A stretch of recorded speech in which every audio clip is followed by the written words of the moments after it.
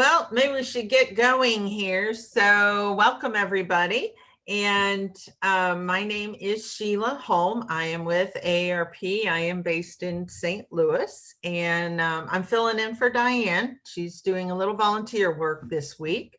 Bless her heart. Yes. And so if you've not been here before, or maybe if you don't know where you're at, yoga conditioning is the name of the class. And it's all part of our Moving It series that we've been doing actually since last October. And we really did it in response to providing a way to stay fit and active during the pandemic. And we've had a great response, and we're just continuing on. As long as you all show up, we'll keep doing it. So we were fortunate to have Tyler join us at the first of the year, and has really provided a breadth of opportunities for all of you, and yoga conditioning being one of them, a movement for life, yoga for all, and I'm missing one with it. But the great thing, what is it? Yoga conditioning, this one, right? Yeah. So one of the cool things is that all of these are available on our YouTube channel, or if you just want to go straight to our webpage, aarp.org/movingit, you can watch any of these as well as other ones like Forever Fit, Zumba Light, Tai Chi. You can check them all out and anytime. So you can work out every day if you want in a different way. So very cool. While our programs are designed for people 50 plus, anybody can do them anywhere. The one thing you do need to remember is keep in mind what your abilities are and your limitations. And if you're not sure, check with your doctor and then join us. Tyler's really good at providing modifications. So if you can't quite get on the floor or do whatever, she provides that modification. So it's very cool. All righty. So, with this format, if you've not been a part of the class before, we are in webinar format, meaning you don't have to turn your camera off. You don't have to turn your sound off. We've taken care of that. However, we encourage you to use chat. So if you do have a question or anything, like, woohoo, I finally did that move correct. You can put that in chat. We would love to hear it. Okay, so anything else, Tyler? Are you ready? I am ready. Can you hear me okay? I was having some big problems at the beginning. You got me okay? Yep. All right, Yep. super duper. Okay, let's do this. Okay, hi everybody, welcome. This is week number 6. So we're gonna revisit some of the things that we learned from last week's session together, but we'll begin this week standing. We'll get going here and allow yourself to take a moment to arrive into your body. Let your mind arrive into the body. And perhaps you can do this by feeling your feet ground into the floor. If you'd like to lift and spread the toes and rock across the bottoms of the feet a little bit, that'll allow your feet to open up and spread up and maybe give the skin of the bottom of the feet a little bit more surface contact area. And then the more surface contact area our feet have with the floor, the better they're going to communicate with our brain and help us with our proprioception today.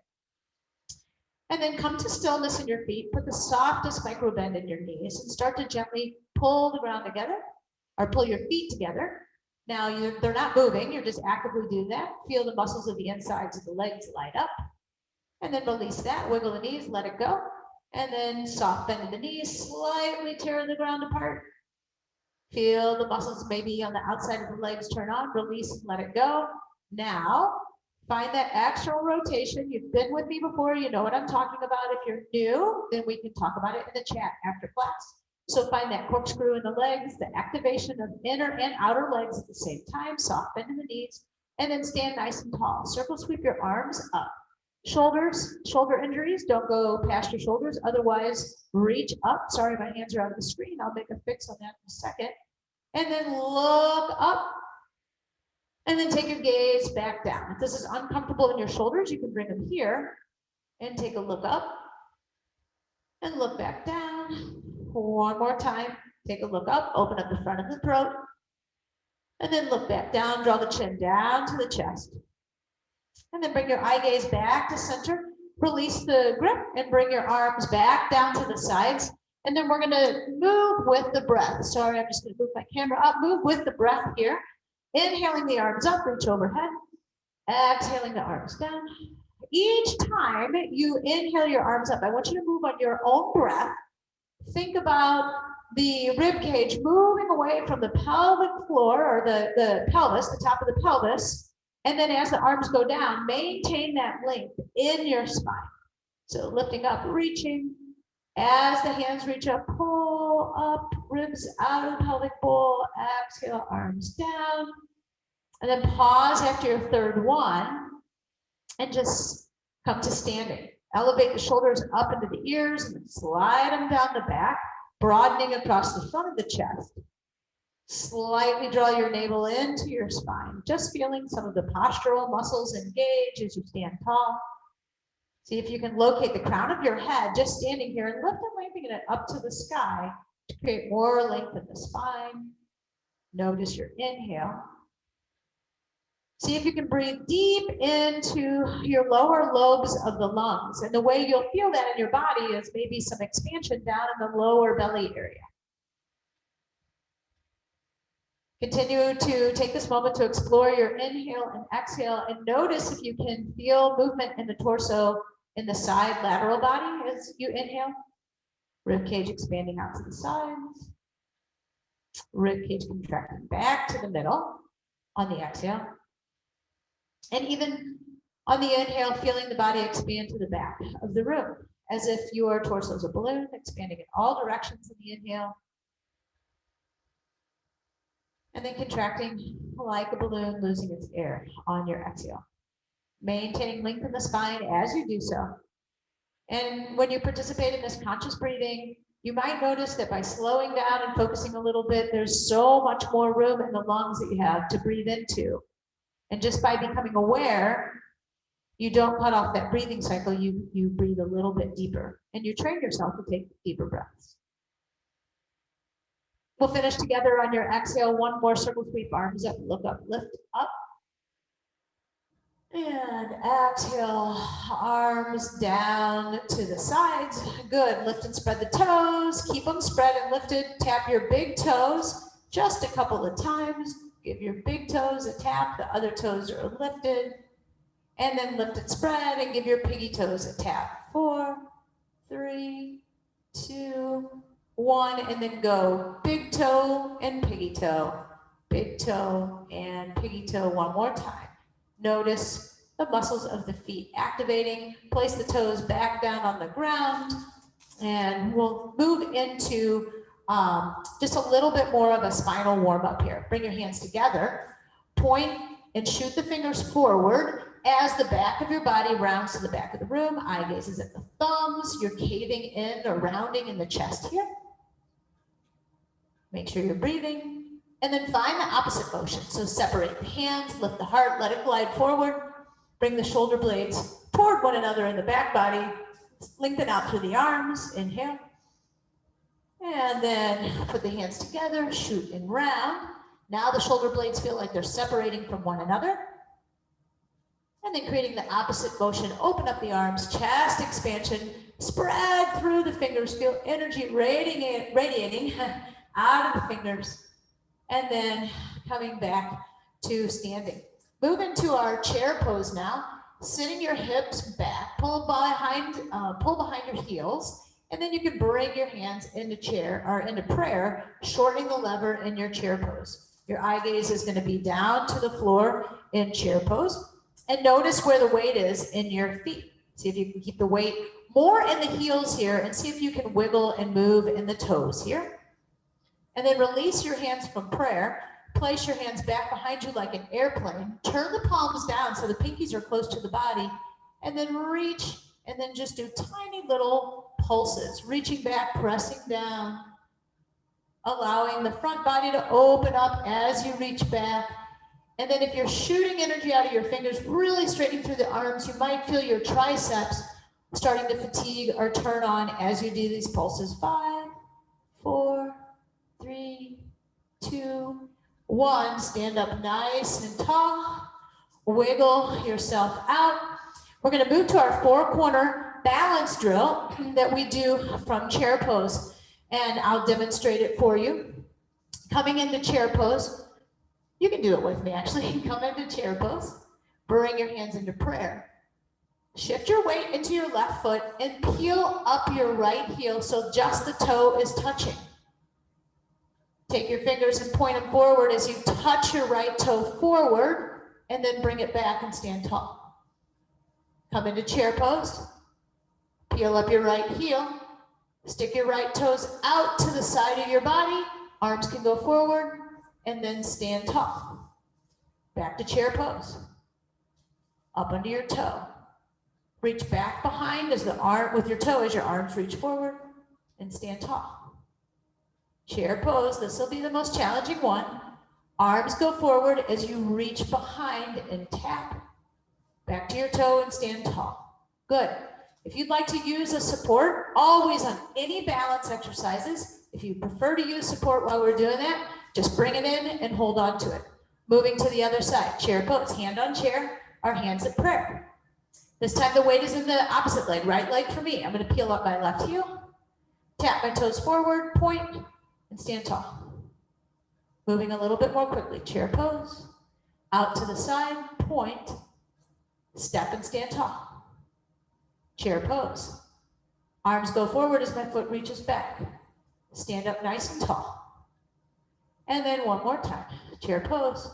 Arms go forward as I reach my toe behind me and stand tall. Now, both of those times I reach my toe quite a bit behind me. It can just be a little tap to shift your weight. Wiggle, wiggle. Let's try that one more time now that you know we're going with a little bit more speed. Chair pose. Weight is in the left leg, right leg peels. Point, stand, set. Chair pose. Point, stand, set. Chair pose. Maybe I'm moving a little too fast. Sorry. Point. If I was in front of a room, I know. It's so hard to know when I'm just looking at me. Set. Point. Stand. So what we're training is our single leg Tadasana pose here. Shift weight into my right leg. Peel up my left heel. Come into my chair pose. Did that a little bit out of order. Point. Stand up tall. Come into chair pose. Point. If you'd like to go a little bit slower and I'm speeding you up too fast, that's okay. Hopefully you know exactly right where we are. We set into chair pose. We find our point of contact. And then we stand coming out of it. Last time, moving into chair pose. Just a little tap behind and then stand. So as we're exiting the pose, we're using that one leg to stand to help us find balance at the end. All right. Good work, yogis. We're going to bring our chair into our practice now, or whatever you're using to elevate your hands off of the floor. We're going to pick up with a new skill from last week. So the skill that we've been working on for all the past 5 weeks is the skill of a plank from the chair. So placing your wrists under your shoulders, being mindful not to have the shoulders back behind so you push the chair away. Really bringing your shoulders over the wrists. This can be challenging on the wrists. I don't want to keep you here too long, but do spread the fingertips wide and press into the fingers a little bit. That might help you. From here, you're going to step back and find your plank. Draw navel to spine. Be mindful not to let the hips set. This isn't a plank. So pull those hips up, knit the ribs in the front to find your plank, and then shift your hips up into a pike. Feel the weight shift back into the heels. You can have a slight bend to the knees, and there's your downward dog. Transitioning from downward dog, peel up, lift up the heels, and notice how your weight shifts more into the upper body, into your plank. So the weight is in the upper body in your plank pose. Peel and lift your hips. Lower your heels down. Notice now the weight is more in the lower body. The hands are on the chair to provide some length and stretch, but the weight is more in the lower body. One more time, peel up the heels. Shift the hips forward just enough to put the weight in the upper body. Come and find your plank. Inhale here in your plank. lift the hips, roll back down toward your heels, bend the knees, exhale, downward facing dog with chair, making the priority of the spine here. So bending the knees enough to accommodate lifting and lengthening the spine. Try to really let your head go here in your downward facing dog. So your head is below your heart here. If you have a heart condition or glaucoma, this isn't the best place for you. I'd like for you to come back up into your plank pose. But if you can tolerate your head below the heart, let's pedal through the feet here just a little bit. So pedaling means lift one heel and bend the knee as you pull the other heel down and straighten out through the back of the leg, and then switch. If you'd like to pedal out your feet and you do have a heart condition, just make sure your head is above your heart when you do this. I don't love the head being super cranked and the neck being back. So try to keep the back of your neck long. And then let's exit out of this pose. Inhale, lift the heels, look at your hands, and then bend your seat down towards your heels. So when your knees bend, they go up towards your armpits and step forward. It's kind of a spring to step forward. Place your weight in your heels, turn on your glutes, bring your hands up, and then the hands back down to the chair. We'll take a pause for a moment there, and then we're going to add on to that three-limb dog that we learned last week. So hands go back into the chair, set up your structure, step your feet back, find your plank, and this time lift the hips, downward dog.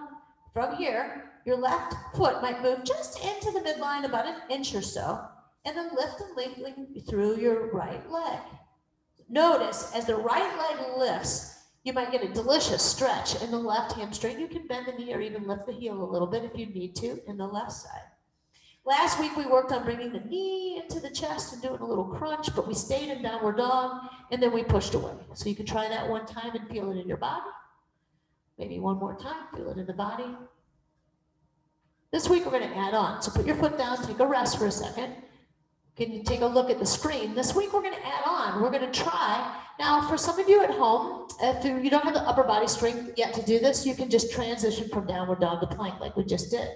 For some others, you might want to transition from three-limb dog, bring your knee into your chest, and see if with your knee lifted, you can peel the heel, come to a plank, and then push back.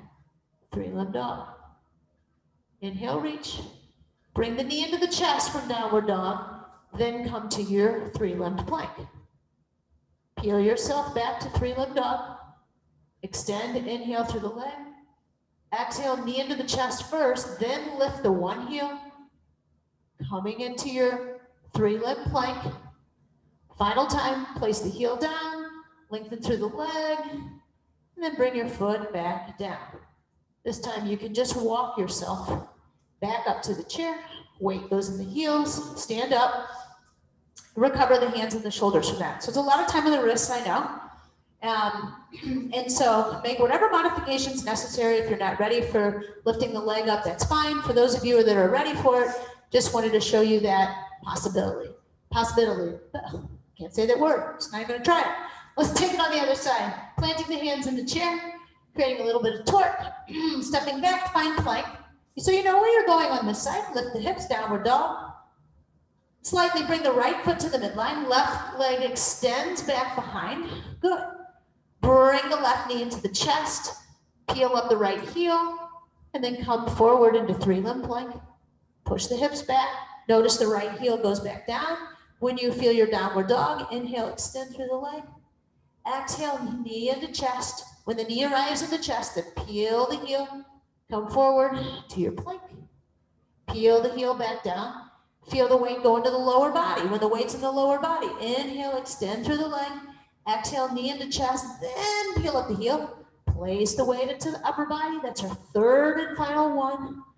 Heel goes back down. Inhale, lift and lengthen through that back leg. Exhale, bring your left foot back down to the ground. Let's exit out of this pose here. Inhale, lift the heels, look at the thumbs.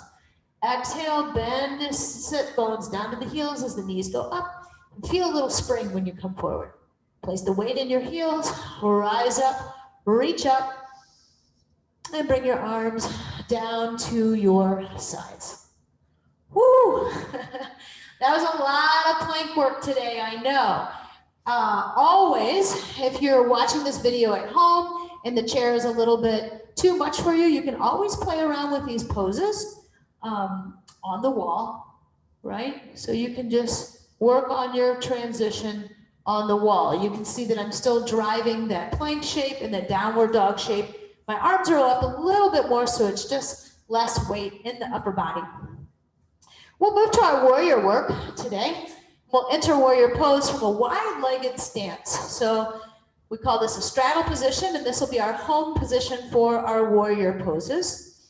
So take a moment just to feel that, map it out on the hips, maybe even place your hands on the hips, and notice if you have a tendency to be cockeyed in one hip or the other. So trying to bring your hips into a level playing ground.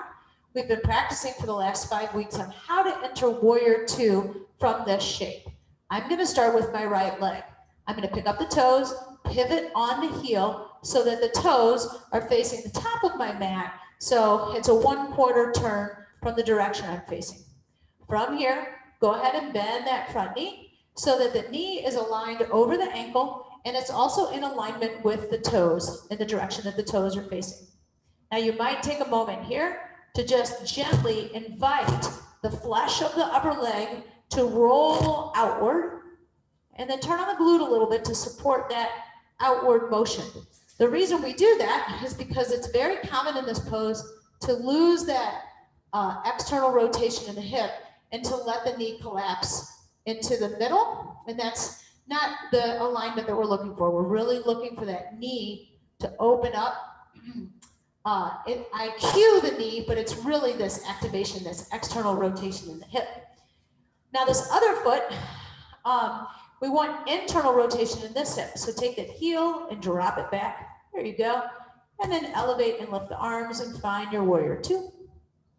Sometimes we tend to have a tendency to fly in our warrior. We feel like we're deeper in the pose if we bring our shoulders forward, like we're really going somewhere. But nope, you want to bring those shoulders right up over the hips and let the energy shoot out the fingertips from your front and back, and then from top to bottom, crown of the head to the ground.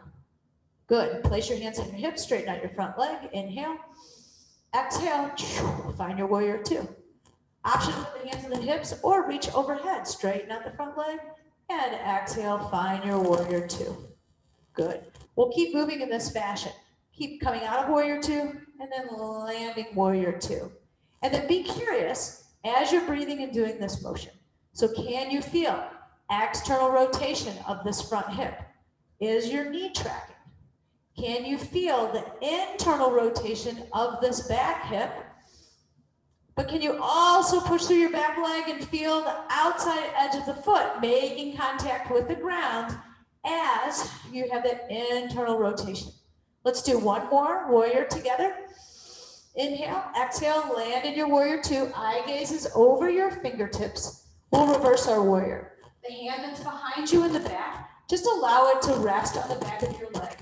The hand that's forward, scoop the palm up to the ceiling. Don't change anything below the waist, and scoop and put yourself into a side body bend. So you're bringing your hand up towards the ceiling, maybe even looking at your hand, reversing your warrior. Inhale, exhale, warrior 2. Let's try that again. Inhale, reverse. Exhale, warrior 2. 2 more times. Inhale, reverse. Exhale, warrior 2. Drishtis at the fingertips in your warrior 2. Inhale, reverse. You can keep your drishti at the wall or take your eye gaze and look up in your reverse. Exhale, warrior 2. Place your hands on your hips, straighten out your front leg.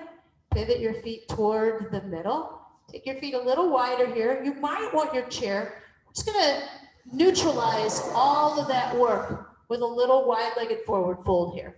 So you can place your hands on a chair. And then allow yourself to come down first with a flat back. Notice how my back is pretty flat here. And then I'm going to allow my back to round a little bit. Now on your flat back, you can keep your heart and your head in a place that's safe if you have glaucoma or a heart condition. If you don't and you want to go deeper, you can let your head hang heavy and your spine round. You can use this chair as a prop or bring your hands to your floor if you wish. Notice the stretch that you're getting in your inner thighs.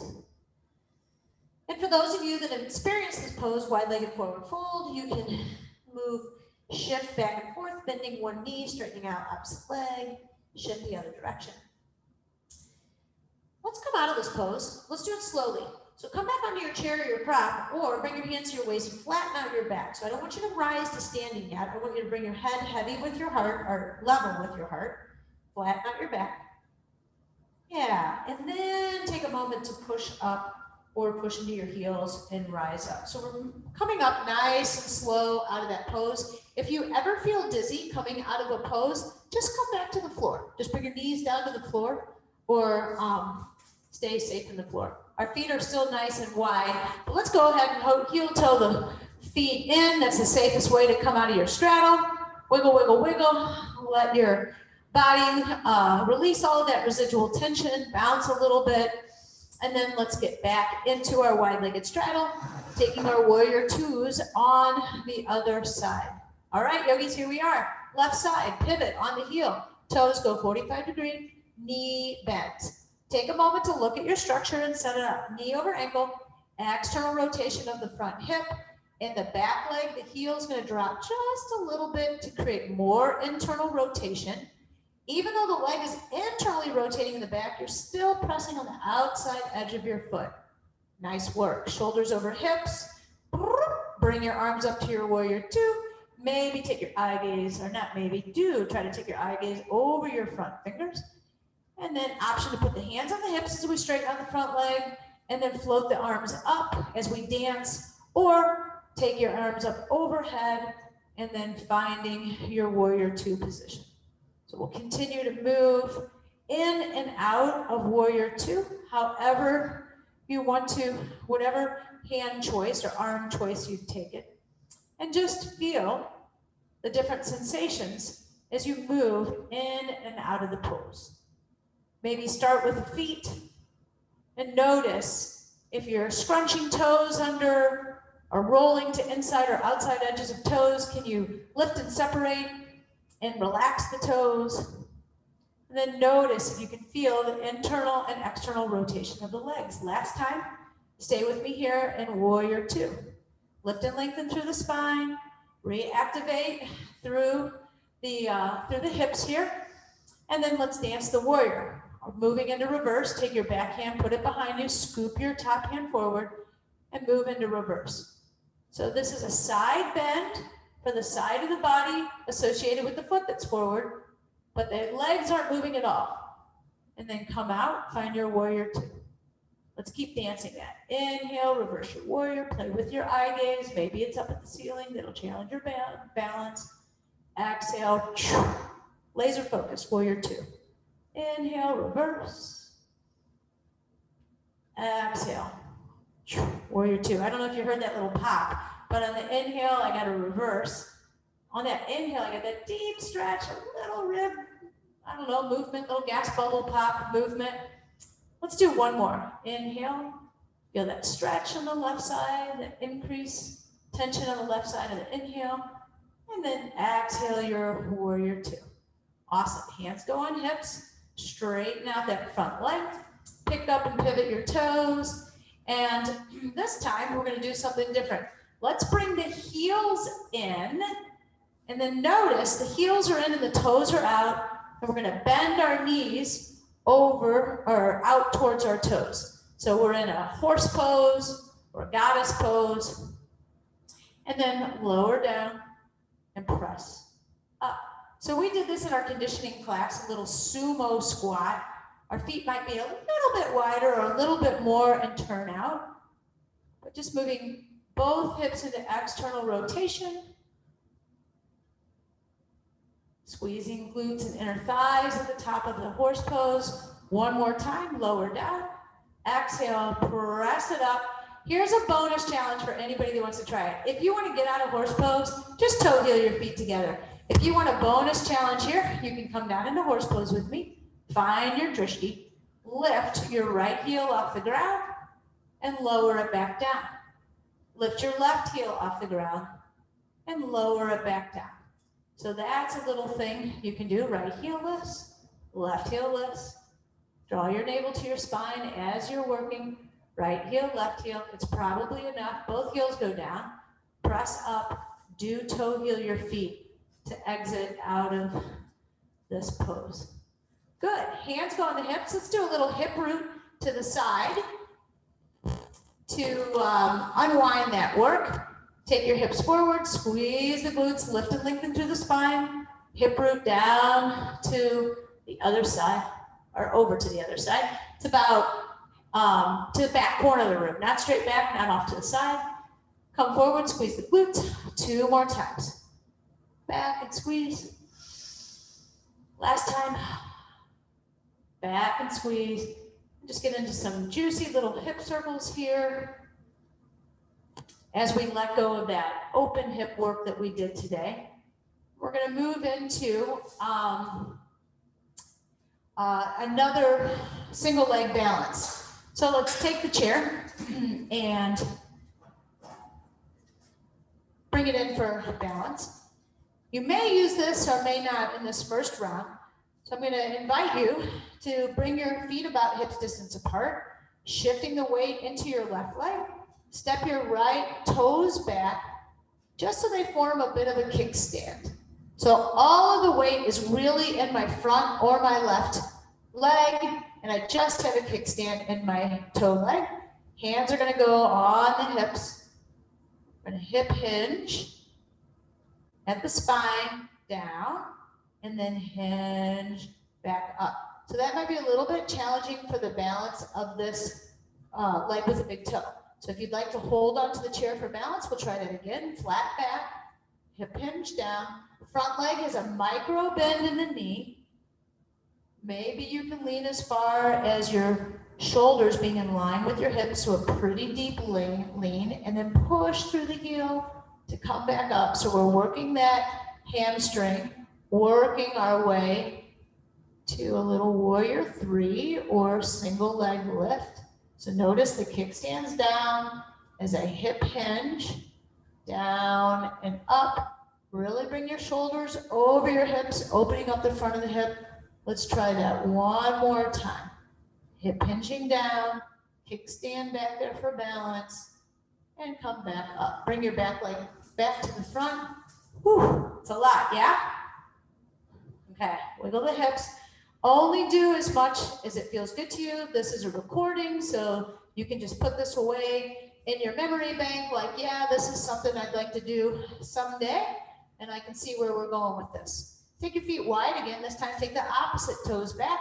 Make your little kickstand, but make sure your weight is really in your front leg with a micro bend in the knee. So we don't want to be locked out on the knee. Have a nice little micro bend. And then option to put your hands in the chair or your hands on the hips, and then work on that flat back. So by flat back, just a reminder, we're not rounding. We're not getting the movement from the spine. We're getting the movement from the hips. Lowering your shoulders as low as your hips. And then press yourself back up. And then again, lowering down. So noticing that you're loading that front leg, making a connection between the heel and that front leg and the glute. You might feel that you're working your hamstring here, so creating a little bit of length in your hamstring, and that's going to determine how far you're able to hinge, if your hamstrings want to work with you here. So actually, you should work with your hamstrings. Don't ask them to work with you. We're looking for about just 4 or 5 hinges. Remember, a soft micro bend in that front knee. As you're hinging up, push to the heel of that front foot and try to make a mind-body connection between the heel and the glute muscle. Final time. I may have lost track in counting. It happens when I talk. All right, bring that back toe forward and wiggle, wiggle in the hips, and just notice how it feels in the body. Next 2 weeks, our final 2 weeks together, we're going to revisit that pose, but then we're going to lift the leg up in the back and fully commit to our single-legged pose. But that's our preparation for it. So if you're really interested in performing a Warrior 3, that's something you've maybe seen before or haven't seen before, next week we'll be working on truly getting into that pose with, of course, the help of the chair or the help of the wall. Let's come down to seated, my friends. or come down to the floor. So this is the option where you can sit down and do a cat-cow in the chair, or come down to the floor. If you're coming down to the floor, think about coming down to a squat, bringing the hands down if that is accessible to you, and then the knees down if that's accessible to you. From your tabletop position or quadruped position, spread your fingers nice and wide and make sure the wrists are right under the shoulders. Press the tops of the feet into the ground and begin to drop the rib cage and belly button down to the floor. Eye gaze lifts up, tail lifts up. Cow pose. And then exhale, tucking your tail, looking back at your belly, cat pose. If you've seated in the chair and you're wondering where I'm going with this, you can simply sit in your chair and find this is when the belly button goes down to the floor, cow pose. This is when you push and round your spine up to the ceiling, cat pose. So same pose, you can see, it's just a 1/4 turn. It's almost like I'm on the ground, but I'm not, I'm in the chair. But we're doing the same work. After you've finished with your cat-cow pose, this will be easier for the people on the floor in the chair. You're just gonna have to sit for a moment, bring your big toes together, send your hips back. Now for some of us, they don't go back that far, so wherever the hips go back, bring the chest down and see if you can rest on the floor. Soften the bend in your elbows a little bit. Let your forehead touch the floor. If it doesn't, if you have a pillow or a blanket or something to bring in, or even your hands, so that you can take any tension out of your neck and allow yourself to feel this relief. Let's take an active child's pose from here, and that just simply means press the fingertips into the ground, walk them forward, and then create the sensation of pulling yourself up as you press with the tops of your feet. Press yourself back up into a tabletop position, coming back into quadruped position. If you're seated in a chair right now, it's going to be a little bit harder for you to find, so just hold on. I'll show you an option from a seated position. If you're in quadruped position, take your right leg, keep the toes on the ground, and just peel the heel up and back a little bit. Spread the toes and feel the fascia on the bottom of the foot open up, and then pause, elevate the leg. If you're seated in a chair, you can come over to the side of your seat and just push your leg back. Taking your leg off the chair, working that way. People with their leg elevated, go ahead and bring the leg back down. Take a rest and come into child's pose. Take one breath in child's pose and then try that active child's pose thing again. So press the fingertips down, also the tops of the feet down, draw the navel to the spine and pull yourself up. So you're actively pulling yourself into your quadruped position. From quadruped, find your flat back. This time the left leg extends back, keep the toes on the ground, and then you're just rotating the heel, moving it up and down, stretching out the bottom of the foot, maybe stretching the calf muscle a few times. And then pause and elevate and float the back leg. If you're seated in a chair, you can just stay paused in your stretch. Now notice if you're stacking the left hip on top of the right, see if you can take the front of your hip and draw it down to the mat. Left knee goes down, press back into a child's pose for one breath. Fill up completely. And then pull yourself back up to quadruped. We're going to try that one more time, and I'm going to give you a few additional cues. These cues make more sense in the quadruped position than they do in the chair. So if you're in the chair, just stick with your calf muscle stretch. If you're on the ground with me, extend the right leg back. This time, take it straight back, push through the heels. And that deficit in the leg, see if you can fire up your right leg. See if you can fire up your right lat by packing the right shoulder and find that little bit of external rotation. Now press through the top of your left shin, turn on your left glute to allow you to lift and lengthen through the left arm. So true spinal balance here. Draw the navel into the spine. Keep packing the right shoulder, engaging right lat, pressing down to the top of the left shin, engaging left glute. 3, 2, 1. Come out when I count you out or whenever you want. Place the knee down, take a little cat-cow. Put more weight back to come off your wrists. If you'd like to give your wrists a break right now. Rotating your fingers around. Also, fists for wrists is an option in this. If your wrists have just had it today with me and they're done with it, you can always go fists for wrists. It's just a little bit harder to recruit the forearm muscles and get that corkscrew feeling when you're fists for wrists, but only do what feels safe and make whatever modifications make sense to you. Let's take quadruped on the other side. Left leg extends straight back, push through the heel, toes are down. Draw that hip down. And corkscrew impact the left shoulder, turning on left lat to make up for the deficit in the left leg. Switch over to the right shin, press down through the right shin, engage right glute, and then right arm lifts and goes forward. So make that connection between the middle body or the torso, finding stability in the torso, drawing navel to spine. 3, 2, 1, and press back and find whatever shape feels good and restorative to you. Maybe you bring your elbows down. Maybe it doesn't feel good to take your hips all the way back, but you can melt your heart. Keep your hips a little bit more lifted and take this melting heart pose. Make sure you get a deep breath in, but wherever you are, we want to begin to really wind down the practice here. If you're seated, we're going to take a pigeon pose. So I'll show you the pigeon pose in a seat in a second. Otherwise, if you are on the mat, come to your back. Whatever way feels safe to you. Nice and slow, moving down to your back. You're going to bend the knees and put the bottoms of the feet on the ground. Draw your right knee into your chest. Give yourself a little hug. And then externally rotate the knee so the right leg is across the top of the left shin. Sometimes we call this a figure 4. So it looks like that. Make sure your head is resting on the ground, don't strain in the neck. And then you can lift the left leg and pull the unit of the leg into your body. If you're seated in a chair, just simply bring your right knee into your chest, bring your leg across the top of your thighs. And then instead of lifting and bringing the unit of your legs into the bodies, you would just simply hip hinge here.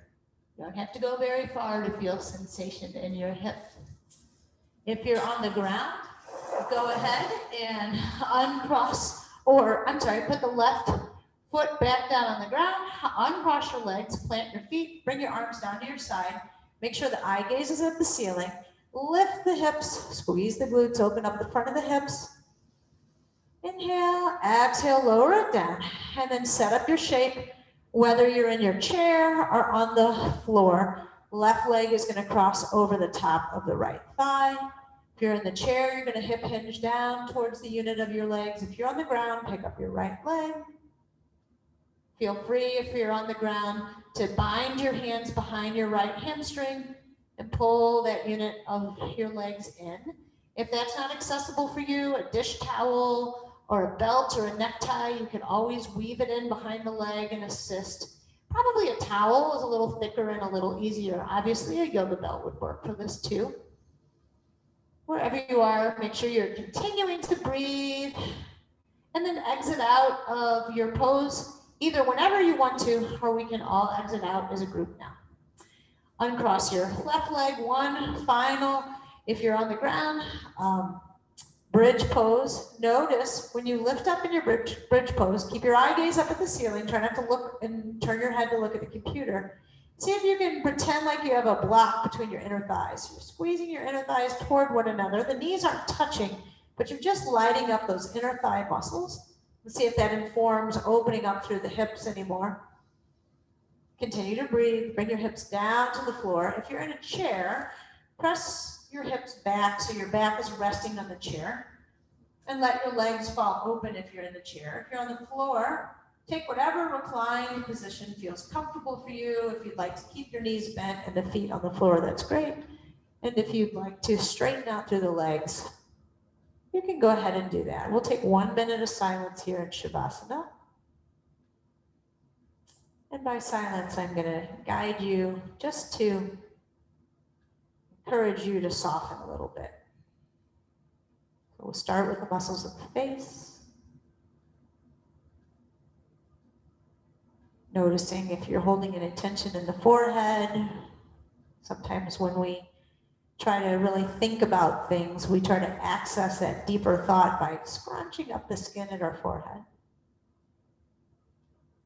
We often can grit our teeth or hold a tension in our jaw. So separate your teeth, soften your jaw, pull the tongue away from the roof of the mouth, pull your tongue away from your teeth.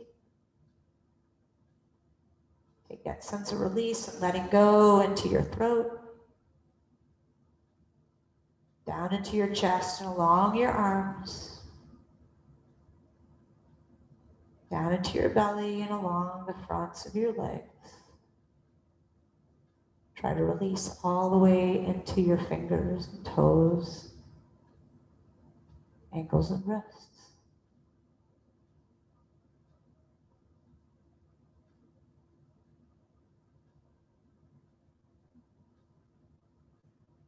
If you'd like to remain in your Shavasana for a little while, you can feel free to disregard everything else I'm saying.